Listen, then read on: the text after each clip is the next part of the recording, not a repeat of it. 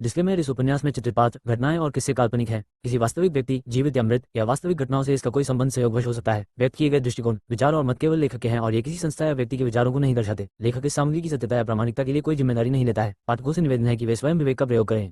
अंतिम भाग। राख में दबा सच। रात के 3 बजे थे। अस्पताल की लाइटें अब भी जल रही थीं, लेकिन गलियारों में सन्नाटा था।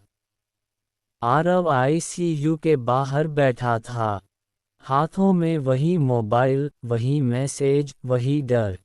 उसकी माँ अब स्थिर थी। डॉक्टरों ने कहा था फिलहाल खतरे से बाहर है, लेकिन आरव जानता था ये खतरा मशीनों से नहीं, इंसानों से था। तभी किसी ने पीछे से धीमे से कहा, अगर काव्या मरी होती तो तुम्हारा दिल ये सवाल नहीं पूछ रहा होता। आरव ने झटके से पलटकर देखा। वो रणवीर था, सामने, बिना डर, बिना मास्क, जैसे मौत से दोस्ती कर चुका हो। आमना सामना। आरव उठ खड़ा हुआ। उसकी आवाज़ कांप रही थी, लेकिन आंखें नहीं। तू यहाँ क्यों आया है? रणवीर हल्का सा हंसा। ये अस्पताल मेरा नहीं, पर दर्द मेरा है। उसने जेब से वही जला हुआ कागज निकाला। काव्या का मृत्यु प्रमाण पत्र। दुनिया के लिए वो मर चुकी है, लेकिन मेरे लिए वो आज भी हर सांस में जिंदा है। आरव ने पहली बार वो सवाल बोला, जो वो महीनों से अपने दिल में दबाए था। अगर वो मरी नहीं, तो तूने मुझे ये क्यों नहीं बताया? रणवीर की आंखों में पहली बार कुछ टूटा। क्योंकि अगर वो जिंदा है, तो खतरा सिर्फ उसे नहीं, तुम दोनों को है। सच की आखिरी परत, रणवीर ने धीमी आवाज में कहा। उस रात काव्या भाग रही थी, क्योंकि उसने एक फाइल देख ली थी। एक ऐसी फाइल जिसमें तुम्हारे पिता का नाम था। आरव की सांस अटक गई। मेरे पिता? हाँ, रणवीर बोला। तुम्हारे पिता सिर्फ अरबपति नहीं थे, वो उस सिस्टम का हिस्सा थे, जिसे अब कोई बाहर लाने की कोशिश कर रहा है। आरव को अचानक वो सब याद आया।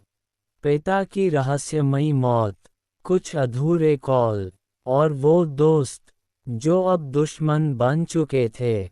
रणवीर ने आखिरी बात कही, काव्या मरी नहीं, लेकिन अगर वो सामने आए, तो उसकी मौत तय है। अलविदा, या शुरुआत। दूर से पुलिस की सायरन की आवाज आई। रणवीर पीछे हट गया। ये आखिरी मुलाकात नहीं है, आरव, वो बोला। ये सिर्फ चेतावनी थी। आरव ने पूछा, तू मेरा दुश्मन है या साथी? रणवीर रुका, पीछे मुड़े बिना बोला, मैं बस वही हूँ, जो सच के रास्ते में जल चुका है। और वो अंधेरे में गायब हो गया। अंतिम दृश्य। आरव आईसीयू के शीशे के पास खड़ा हुआ।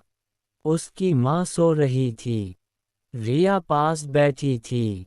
आरव ने खिड़की से बाहर देखा। शहर की रोशनी, ऊपर काले बादल।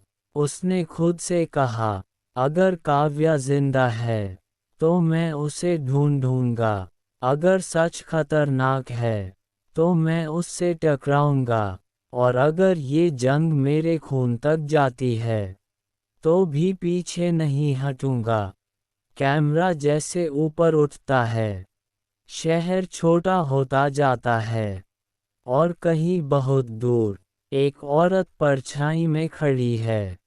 चेहरा नहीं दिखता, हाथ में वही पुराना दुपट्टा। काव्या। उसकी आंखों से एक आंसू गिरता है। आरव, सच की कीमत बहुत भारी होती है। ये कहानी कैसी लगी बताइए हमें कमेंट बॉक्स में, और रोमांचक कहानियाँ को सुनने के लिए चैनल को सब्सक्राइब, शेयर और लाइक करना ना भूलें, और नए नोटिफिकेशन के लिए बेल आइकॉन पर क्लिक करें।